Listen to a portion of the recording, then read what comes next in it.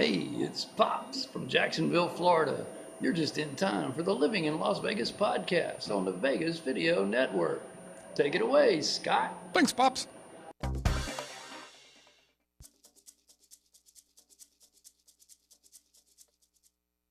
Living in Las Vegas starts now. Yes, it does.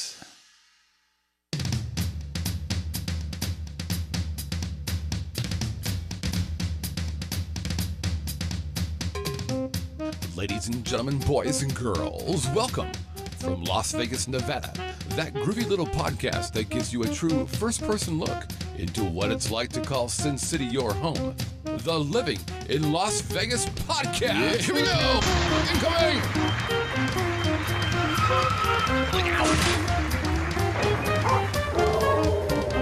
And now your host, yes, a man who clearly needs some kind of introduction, otherwise you wouldn't know who he was. Singer, brother Scotty. Mr. Scott.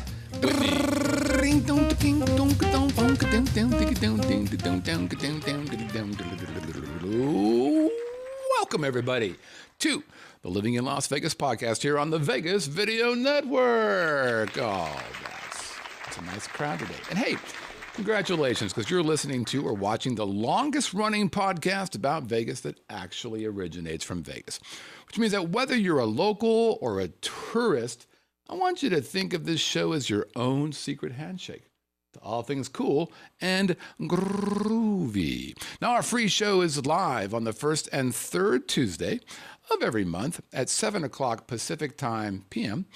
at vegasvideonetwork.com/live. Again, vegasvideonetwork.com/live. Come on over. Get yourself in the live chat. Look at all these cool people hanging out there. There's Richard and Ozzy and Zach and Mike and Pops and Indy. We got all kinds of people hanging out there. It's very, very groovy. And you get some special treatment when you're in the live chat. You get some bonusy stuff if you do a Had 'em with us. You also get to watch us pre-show. We talk a little bit about how we're getting ready for the show. And then post-show. Vegas Video Network 2.0, Vegas Video Network After Dark. Basically, it's the stuff that we want to talk about, but we simply don't want on the record. Hey, I'm your host, Scott Whitney. Konnichiwa, buenas noches. I'm the founder of the Vegas Video Network. So on behalf of all of our shows, thanks for checking us out. And on behalf of this groovy little podcast, thanks for playing along as well. Also want to thank Pops for doing the big intro. Pops is playing the odds today, as you'll see a little bit later on. He wants himself a new visor. So he's going to be doing the opening video, which will get him a visor potential entry. He's in the live chat. He'll get another one of those. He's got a video entry for the Had 'em. This guy wants a visor. And you know what? I want him to have one. All right, let's get this body started. So we're going to be talking about something that I posted on Facebook a couple months ago and got a lot of feedback, both on the Facebook page, but some internal stuff. And it had to do with buying a car. So the topic of today is how I bought a new car for 93% of Invoice and the two websites I used to make this happen. All right, so a little bit of background. The Arches of Whitney Villa car buying process. What we do here is that we buy a new car every 5 years, and then we keep that car for 10 years, and we stagger that by 5 years. So in other words, let's say in 2000, I buy a car, I keep it for 5 years. In 2006, Melissa gets a new car. I still keep my car for another 5 years. She's paying for her car for 5 years. Rinse and repeat. So basically, we have one car payment all the time and one car that's not being paid for anymore all the time. It's pretty cool. So my turn came up. We were doing this basically every December.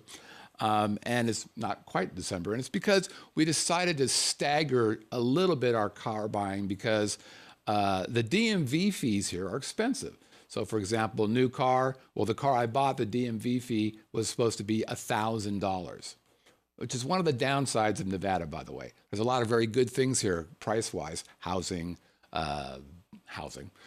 gas, that kind of stuff. But DMV fees are super high here. So we thought, well, let's split it off a month so we're not paying, $2,000 a month for 1 month of a DMV. So here are my needs for my car, and they were very, very specific, kind of odd.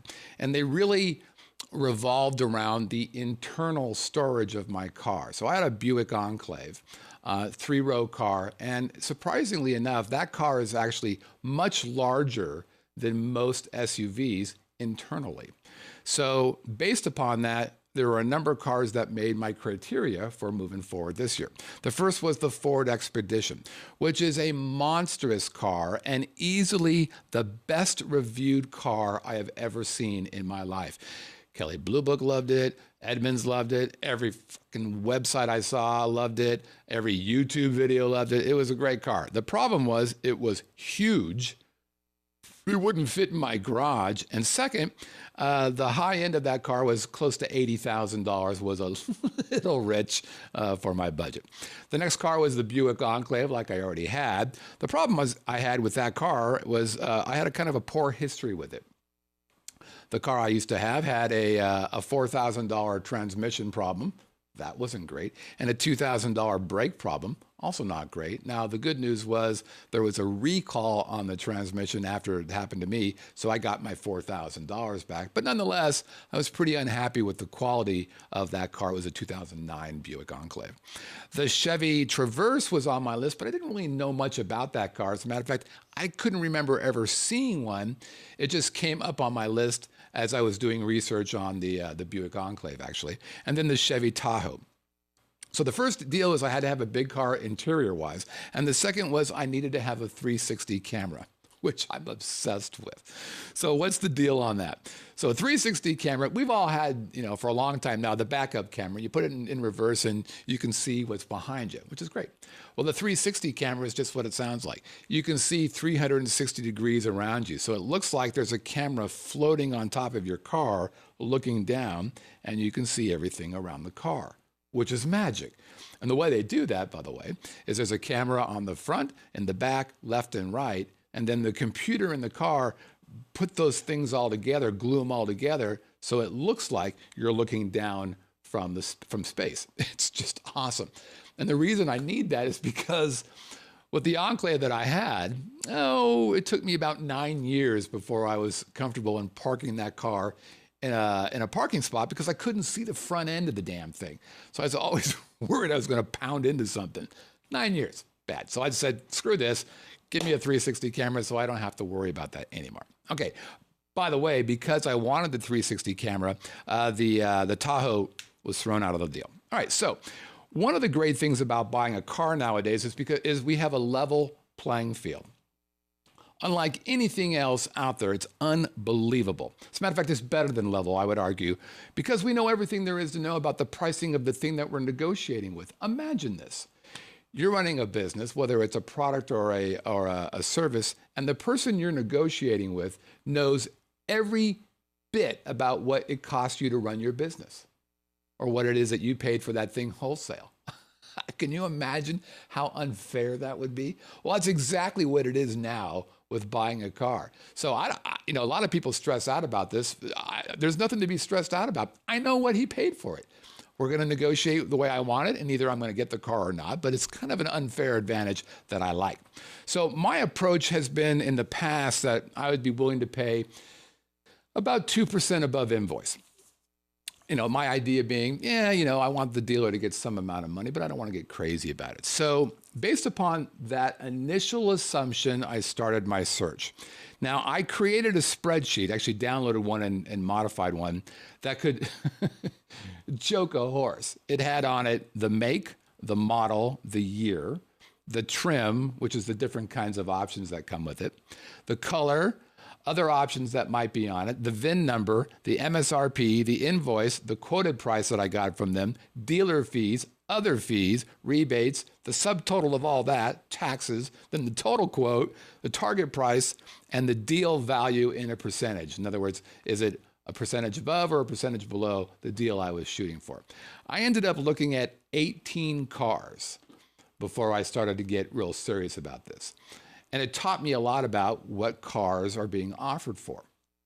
So I decided, after a bunch of back and forth nonsense, that I was going to go after the Buick Enclave, and specifically the Enclave Avenir, which is their high-end model. And I went with the Enclave because the newer version had fantastic reviews. The reliability got better. You know, the fit and finish is pretty nice. It's a beautiful car. So that was the car I was going after. Now, there are 3 Buick dealers here in Las Vegas. And so the closest one to me, the one over on Sahara, happened to have the car that I wanted. So I'm like, this is fantastic. So once I visited their website and saw the car and saw the trim, all the options with the car, I went to the first website that you must go to ensure you're going to get a good deal. And that website is Kelley Blue Book. It's kbb.com. So the thing that's magic about Kelley Blue Book is they can tell you what that car cost. So what you do is you go through a series of questions. It asks you, what year is the car? What's the make? What's the model? What's the trim? What options? What color? Interior, exterior, all this kind of stuff.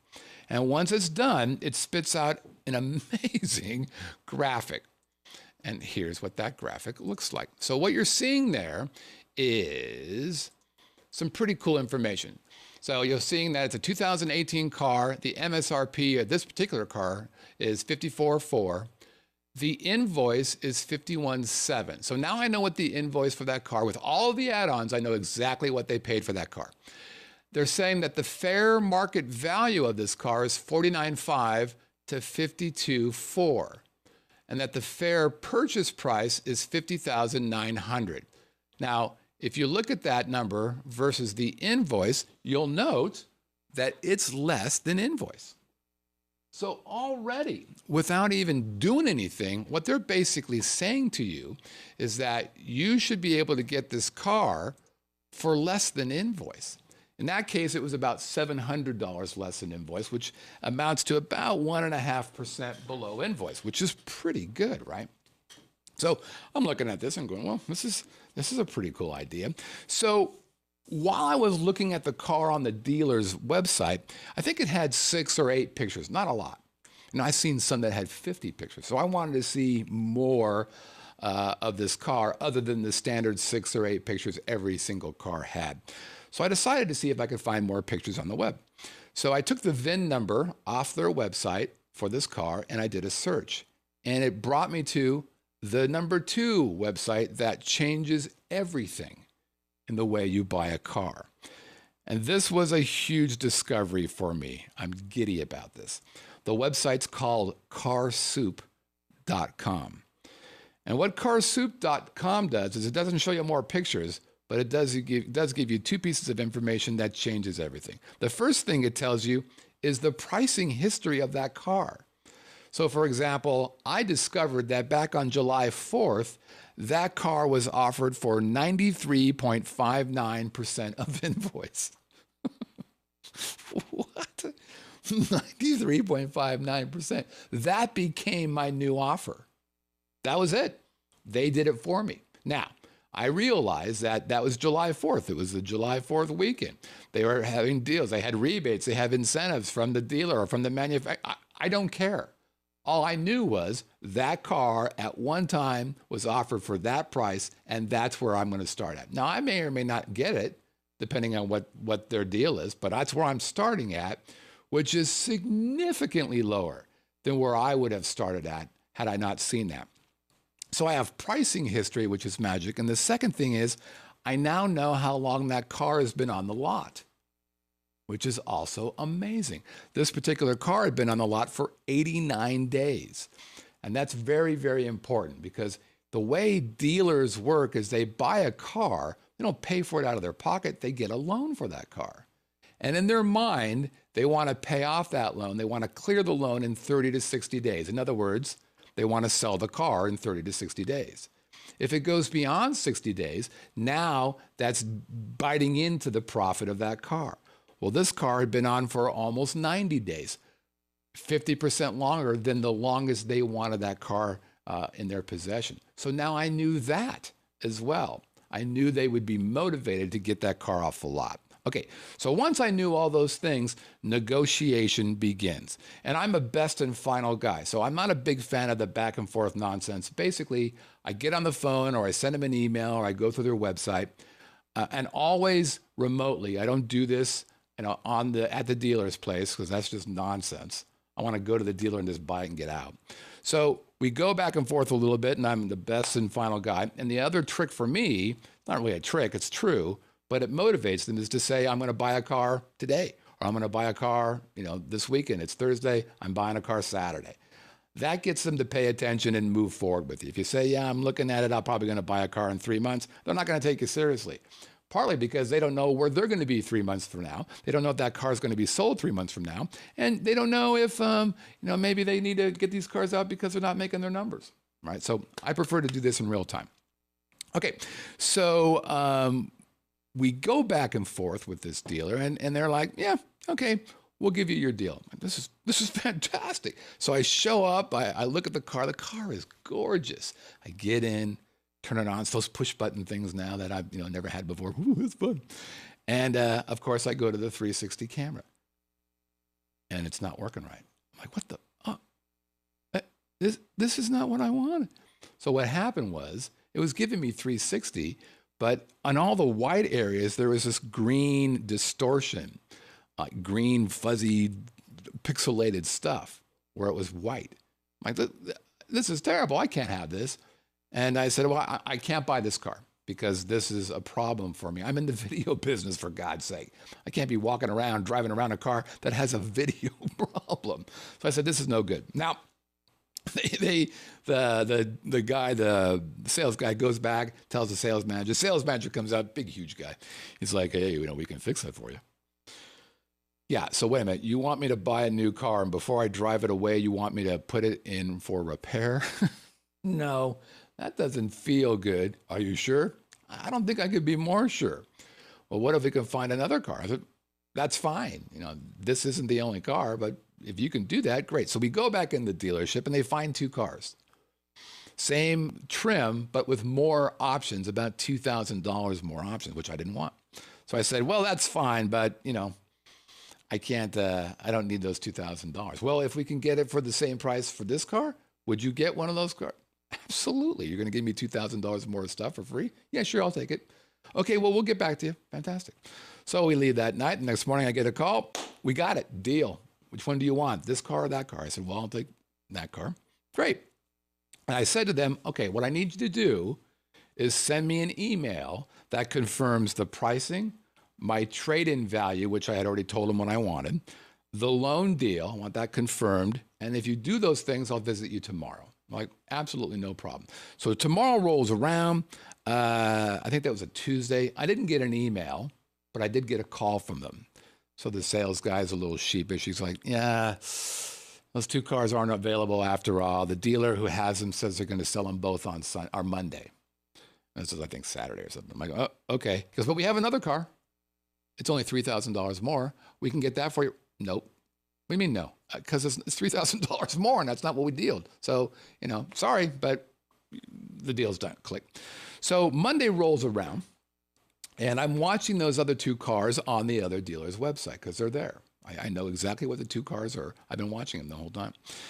And they're on my my spreadsheet. So Monday rolls around. Nope.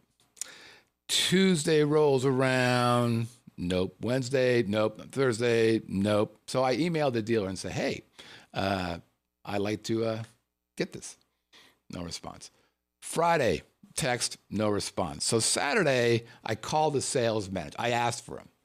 And it was funny, when you ask for the sales manager, somebody thinks that something went wrong. So I asked for the sales manager. And prior, I had went to Car Soup on these cars and figured out, hey, I know a little bit about that. Sales manager gets on. I'm like, hey, you have this car. It's VIN number, blah, blah, blah, blah, blah.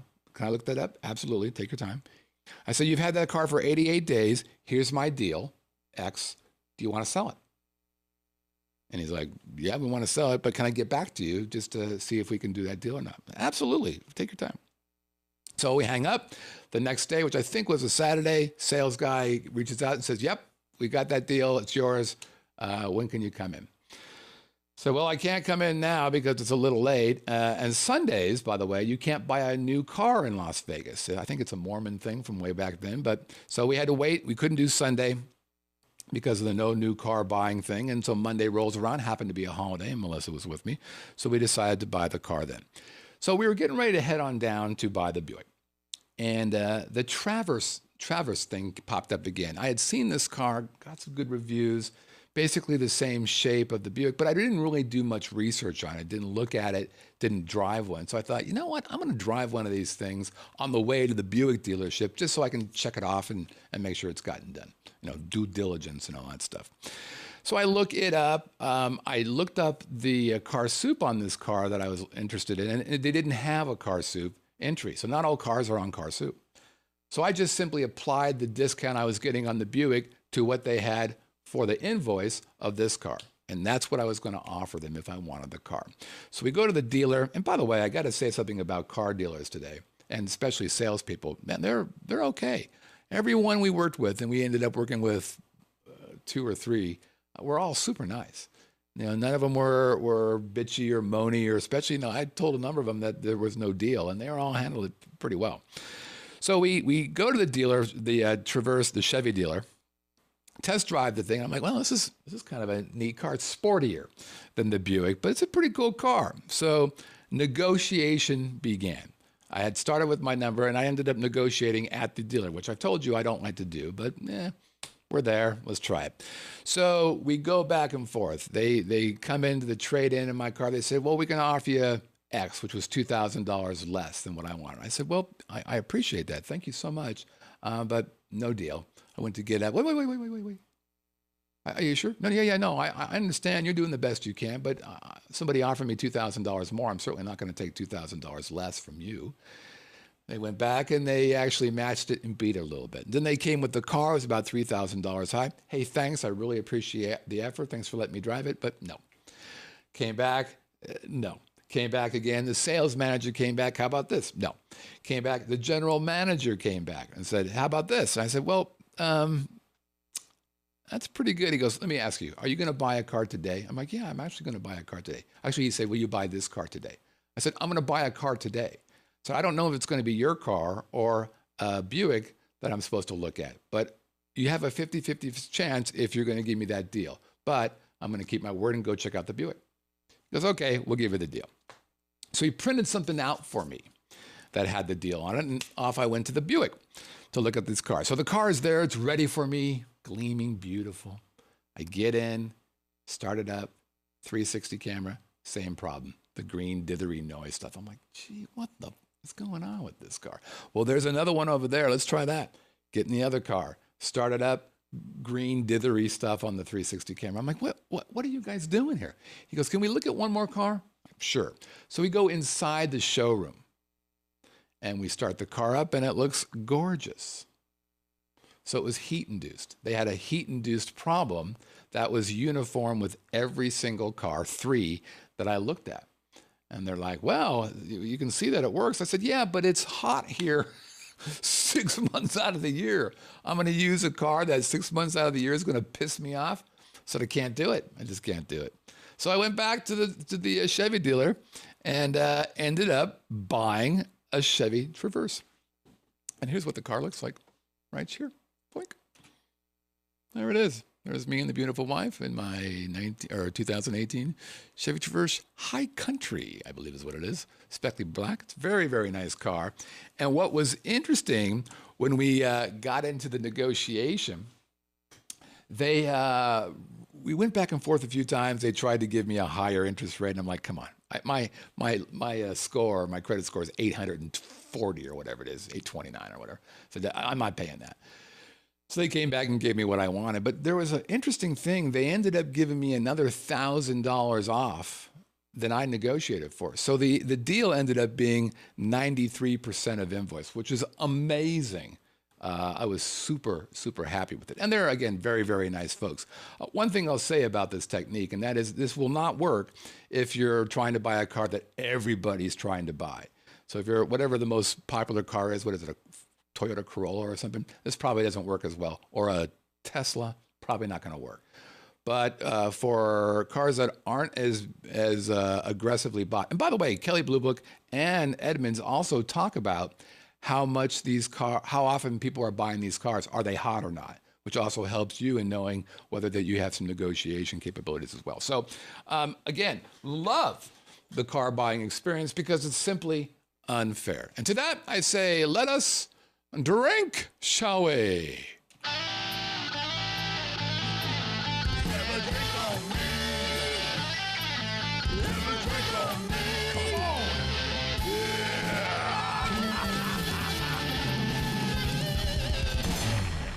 I can see there's a couple of people in the live chat who are also aggressive car buyers. It's pretty cool. Okay, it's have a drink on me time. This is the part of the show where I show you a picture of a bar or a speakeasy or a pub, and you guess that place. You send me an email. What, Scott, where do I send the email to? Oh, I love that you would ask that question. You send the email to haveadrink@vegasvideonetwork.com. Again, haveadrink@vegasvideonetwork.com. You send that guess to us, and if it's a correct guess, we put you in a hat. Now, do I just put your name in the hat once? Maybe. But is there a way to put your name in the hat multiple times? Oh, there is. There's 5 opportunities to get your name in the hat. Here they are. First, correct answer, in the hat. Second, if you submit an entry and you happen to be in the live chat during this segment, I'm going to put another entry in for you. That's 2. You know what? If you send a video guess, I'm putting you in again. That's 3. If you are the first correct answer that we receive, that's 4. And if you do an intro video, 5 opportunities. Pops, who's in the live chat today, he will be getting 4 opportunities to win because he did the intro, he sent us a video entry, he's got an entry in general, and he's in the live chat. 4. Pops has got it figured out. Now, what can you win? Fair question. Couple things. First of all, it's called Have a Drink on Me. So I'll buy you a drink at a pub or speakeasy or a lounge. If you're in Las Vegas, that's the time to do it. And by the way, we've been doing this for years now. As a matter of fact, we've been doing it for folks who won years ago and just taken advantage of it recently because we love you. And we typically go to Golden Tiki, which is now my favorite bar.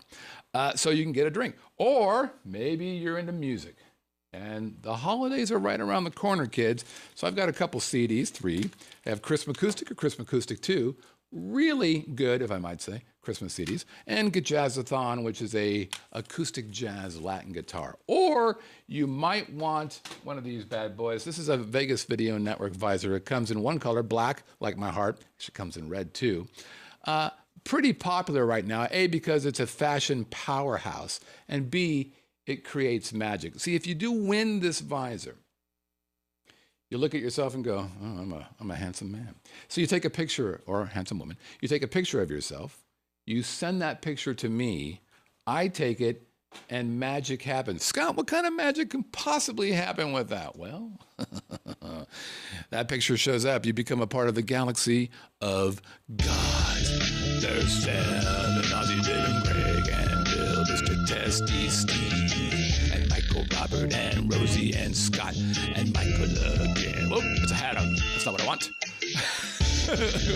And Robert, and then there is Rosie and Scott, and those guys, and Pinky, and Bub, and Alan, and Aaron, who are new to this, but they don't brag. There is our Bob and Bob's wife, and Danny, and Shannon, and there's Greg, Glenn, Jimmy, and Rob, and Kim. There's Stuart and Christina, whose all babies are because of my music. And there's Don, and then there's Jackie, and there's Mike, and Pop, Sammy, Carol, and a dog, and Chris. And let's do these other ones. Brett. Okay. Okay. Very good. Okay. This was a hard one. Super hard. I think we got 9 out of 9, which I like. And this next one might be hard as well, but we'll see. And here is last week's Have a Drink on Me.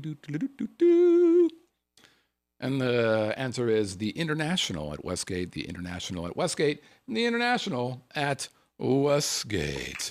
All right. Let's see what you got here. Okay. Our first correct answer, and it was an excellent, it was fast too. Aussie Deb, 1 for the, this is from Australia. She's actually watching live right now in the live chat. So she gets 1 for the correct answer, and then Aussie Deb gets 1 more because she's in the live chat, and she gets 1 more because she is the first correct answer. So already she's got 3 opportunities to win. If we win it right now, she'd have a 100% chance of winning. Next up, we've got Mr. Testy. Oh, actually, we don't. Because Mr. Testy won last week, or last episode. And he knows that, though. He just said, it's a practice. Please don't pick on me. So I'm not going to pick on Mr. Testy. He knows the rules. He's not greedy. He's a friendly guy. So we're going to just put him off to the side and not say anything bad about him. Next up, we got Mike in the Couve. 1 for the correct answer. We've got Monica Fagan Binky, 1 for the correct answer. We've got Andy from New Hampshire, longtime player, a couple-time winner. We've got FaZe Jitter, 1 for the correct answer. FaZe Jitter is in the live chat. Richard, he's been around for some time. Boink. And now we have Tom Yu, and he's got a correct answer. And Tom writes, Tom Yu, here's my guess, it's the International. I don't have any idea how the clues relate. I thought they were really good clues. Come on, Tom. Because I had to decipher the XXX over the logo. So if you look at the picture again, if you look at that lighted tower bar column, you'll see X's over the actual logo and the name of the bar. So he looked at that and analyzed it. How'd it go, Tommy? Good show this week. I took down some notes for things to do during the visit next week. If interested and have a time for a drink, we will be there. Fantastic. Thanks, so. Next up, we've got Sam the Wrench, 1 for the correct answer. Sam's in the live chat. And he also just joined the Galaxy of Gods. He was the first Galaxy of God guy. Here is Sam. Right there. What's going on, Sam, my brother? Very cool, brother. Very cool. So he gets 1 for the correct answer. He gets 1 for being in the live chat. Way to go. And then finally, we've got Pops. 1 for the correct answer. Pops. 1 for being in the live chat.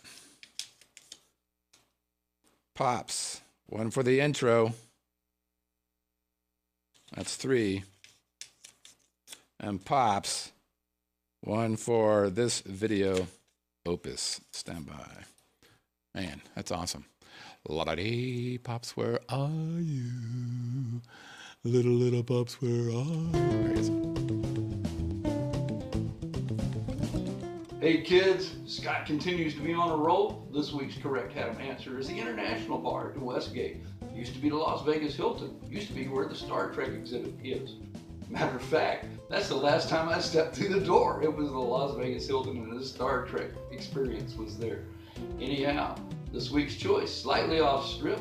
Don't know if it's as high end as some of the strip things. I kind of like the choice though. Thumbs up, Scott. See ya. Thank you, Pops. All right. So Pops has a pretty high chance of winning. 4 in there. Deb, 3. Pretty good. Let's see what we got. Does it help? Let's feel it. Oh yeah, I'm feeling it. Here we are. Here it is. This is the one right here. The winner is Pops. There it is, Pops. You did it. You did it, baby.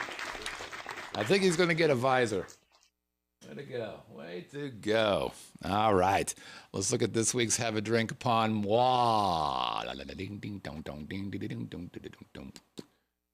Here it is. All right, here are the hints. Hint number 1. I gave it a really crappy review recently. Hint number 1, I gave it a crappy review recently. And hint number 2, and this will be the last hint, because if you look at the picture, it's pretty obvious. If we were in Mexico, they would call it Tres Tiburon, given what you're seeing on the picture right there. Tres Tiburon. You must roll your R's. If you know the name of this place, you're going to send their guest to Have a Drink at VegasVideoNetwork.com. Again, have a drink at VegasVideoNetwork.com. Cool? Cool. Hey, I think we got some time for maybe some listener email. Let's do that. What do you think? Cool? Yeah, that's right. Boom. Fantastic.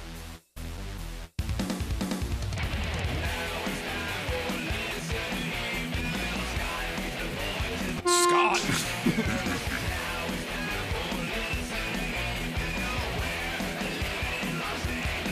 Yeah.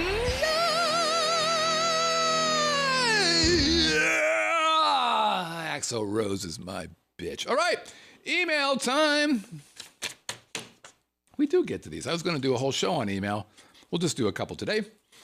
Get a little caught up, hopefully, here. How are we doing on time? Oh, we're doing great. Plenty of time. Okay, here we go. Question number 1 from Samuel Jackson, Sam the Wrench, who is in the live chat. So I'm going to answer your question, Sam. It took a while to figure out this one. Oh, yeah. Today, I was walking through my garage, and it dawned on me, boy, did I feel stupid. It's the International Bar. Westgate used to be the Las Vegas Hilton. That's where Elvis used to play. And before that, it was the International, right? Many, many times I have stayed there while attending trade shows and out the side door to the Las Vegas Convention Center. Man, this does bring back some crazy memories. This isn't a question. This is a Haddam. Okay, well, there you go. Thanks for emailing. I should have read that during the other one. Okay, here's a question from James. For God's sake, come on, Scott. James writes, this is back in October, a little tardy. I'm a huge fan of the show and have been making my way through all of your past episodes after first discovering the show about a year ago on the YouTube. I found your show after planning my family's first trip to Las Vegas, and I was looking for information on visiting Las Vegas that was beyond the 10 to 15 minute long videos warning us not to get long hauled by cabs and not to play the slots on the strip. Your videos have been a breath of fresh air amidst that overflowing collection of modified top 10 videos. I want to say thank you for your advice. Your explanation on the $20 technique helped us score an amazing 33rd floor strip view on the Venetian. And that's great that he said technique and not trick. It's not a trick, it's a technique. And a quick reminder, the $20 technique is simply an opportunity to maybe get an update or upgrade on your room. When you hand your credit card and your driver's license to the person checking you in, you put a $20 bill in between the two, and you just simply ask, if you have any latitude and provide an upgrade, that'd be fantastic, or however you want to say it. And 9 times out of 10, they're going to give you an upgrade. You helped us know where to go and where not to go and when, and how to avoid getting scammed while in town. Please keep doing what you do. And a lot of us aren't only entertained by your show, but we also benefit greatly from your advice and insight. Thank you again, James in Baltimore. My pleasure, James. Thank you for writing. It's very nice of you. It's nice getting these kind of emails where people say thanks for this stuff. I appreciate it. Because believe it or not, we work a lot. Pops in the live chat says, yep, he is going to be getting the black visor. His 7th win, by the way. Pops has been playing this thing like a fiddle. The guy's given multiple entries. This is his 7th win. Can you believe that? All right, next up we've got Sam Jackson. Now, let's make sure this is the question. Here it is. Okay. He's just asking me how I want the picture. Well, actually, let's read it. We got back from our road trip through Utah. Never had been there at ground level before and was curious, although have flown over it many times. Then to an appointment in Carmel Valley and Capitola, California. I love Capitola, by the way. While plowing through the mountains of mail, discovered a piece from the Vegas Video Network. He had got one of those visors. It contained the visor. Thank you so much. Thrilled. Photos following soon. It wasn't soon. It took him a long time, and you will be penalized for that. Which do you prefer, portrait or landscape? Just so you know, I prefer landscape. Thanks again, and cheers. Sam's become a regular here, and we sure appreciate him playing along with us. Moving forward, our last email for the day, we're going to do from John Herman. John writes, I have a couple questions. I have a comment and 2 questions. I'm not much of a craps player. This is based upon the show we did about new games coming to the Strip. Although I did have an epic run earlier this year. I agree that it can be intimidating, for sure, with all that crazy betting. Yeah, craps freaks me out. I don't see how anybody can play that. But many casinos have lessons in the morning, and that's true, which is smart, right? Because for people like me who are freaked out by it, if I'm a tourist and I'm hanging out and it's 10 in the morning and they're like, yeah, we'll give you lessons on craps for free. Sure, yeah, let's do it. Also, the dealers will be very good about helping you with the betting, especially the odds bets when it makes more sense to bet a multiple of 5. Now, I don't even know what the hell he's talking about that, but I have seen, actually it kind of depends on the property. I've seen some dealers be super helpful, provide guidance on what you shouldn't do, especially in blackjack. But I've seen some dealers who are just dying, not happy to be there, and just trying to get through the hour. So it kind of depends where you're going. Having played craps a few times, I think that the felt and having a boxman, stickman, and more than one dealer are part of the fun, and that would be missing in electronic version. So to recap, a couple of these new games I saw, there's a craps table that instead of having the felt, it was basically glass, and it had a projection of the craps table underneath it, which means it was animated. All kinds of things could be shown there. It was pretty slick, including your chips, I believe. So you didn't have chips that you were throwing on. You were just basically moving chips from a panel, a TV panel in front of you that then went onto the table. It's pretty cool.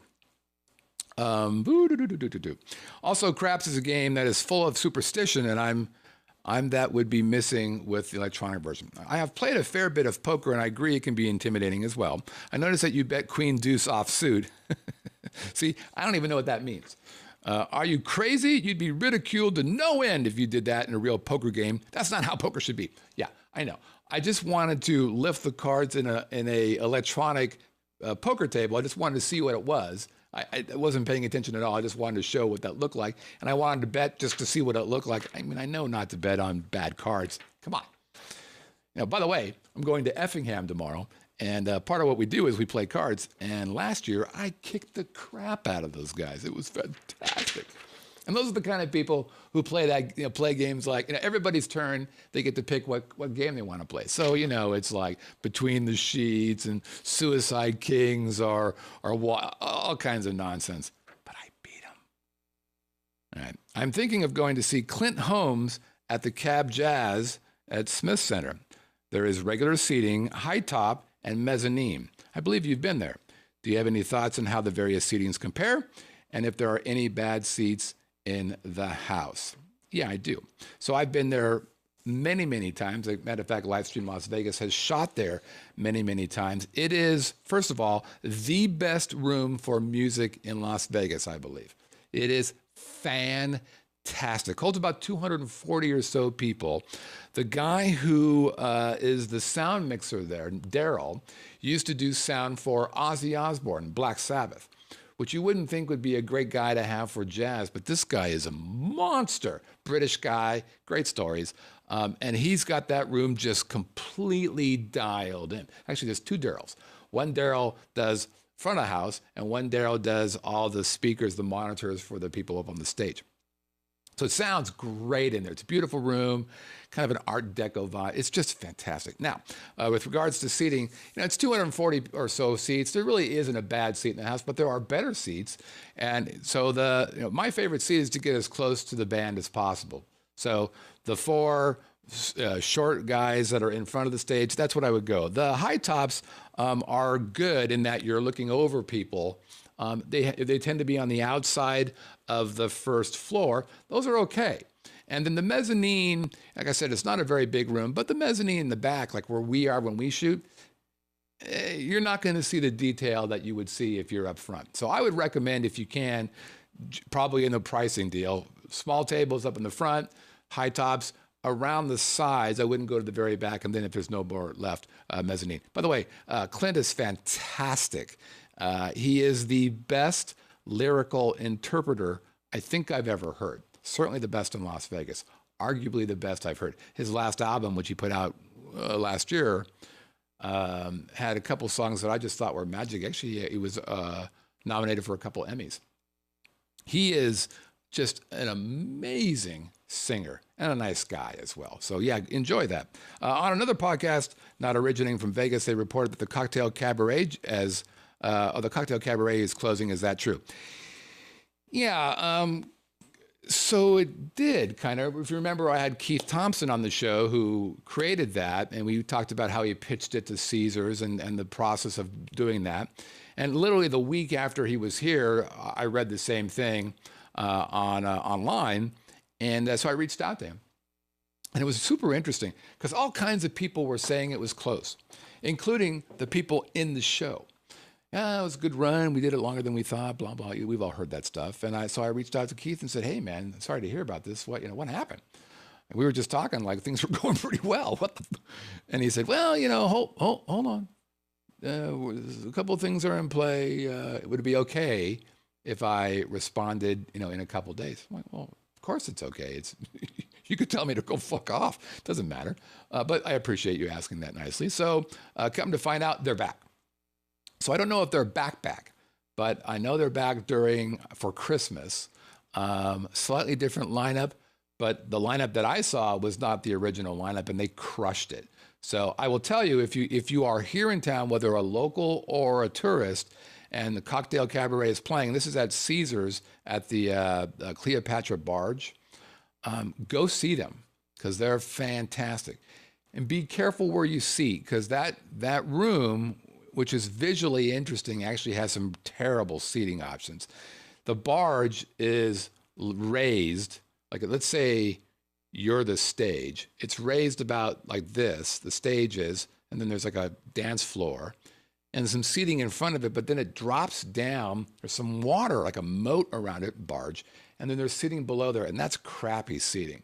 So if you're gonna sit, what you wanna do is either get on the floor, which is their VIP tickets, or basically straight back or off to the back to the sides this way. It's a bunch of booths and stuff, but you don't want to get down on the second level, or maybe it's the first level, whatever they call it, because the seating there is crappy and the angle is crappy. You don't want to be doing that. Okay, all right, that's it, folks. Anything else I want to talk about? Oh, there was a live chat question from Pops last time. He said, since I've been hanging out at all these cool places off strip, am I ever going to go back to the strip? Yeah, I'm going to go back. I like the strip. Strip's my favorite. All right. Oh, one last thing before we wrap up. I just want to tell people that podcasting is magic. Just magic. Recognize that I've been doing podcasting now since 2005. So I've been a podcaster for 13 years. I've been a professional podcaster for 12 years. So the fact that I can make a living being a podcaster and helping other people podcast and build studios is pretty cool. But I'll tell you what's the charming part of podcasting, and that is the friends you meet. When we first moved here, we started the podcast.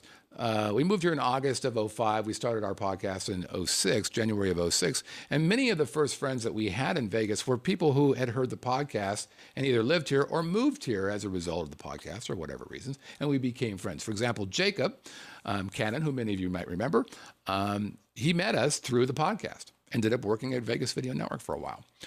We had drinks last night with probably one of the first podcast listeners, I should say, ever. This is Tim and Nanette from Georgia, and there's my beautiful wife, Melissa, and your buddy, Scott. And they were in town, hadn't been here for 10 years, were in town, remembered us, hung out with us, and asked if we would like to meet him for drinks, and we did. This is nuts. That somebody who I met 10 years ago and who followed us and liked the show and all that kind of. As a matter of fact, he said he's probably the third person who joined our Roku channel when we fired that up, which I think was in 2010 or so. No, probably 11. But it's pretty nice. It's charming as hell that somebody still likes you, respects you, wants to hang out and catch up. And that's all because of podcasting, man. Podcasting is absolutely magic, if you ask me. All right, that's it. All right, if you guys want to reach out to us, you can send us an email at onairq@livinginlv.com. Again, onairq@livinginlv.com. There's the email down there. If you want to send us a voicemail, you can do that. That's super easy. Just go to our website, right there. Boink. On the right-hand side, you'll see a little orangey guy. You'll click that guy, and boop, little dude will pop up, and you'll send us an email, a voicemail, because you have a microphone attached to your computer, because you're special that way. Hey, we're on iTunes, we're on the social media. If you're watching us or listening to us on iTunes, give us a 5-star review. And if you're checking us out on the YouTube, give us a thumbs up, share us as well with your friends. We're on Roku, 79,000 accounts installed. We're on Stitcher, TuneIn, Chromecast, Spotify, Apple, Google, Fire TV, Google Play, and of course the Vegas Video Network. That's it, guys. Have a happy Thanksgiving. We'll see you guys on the next episode of the Living in Las Vegas podcast.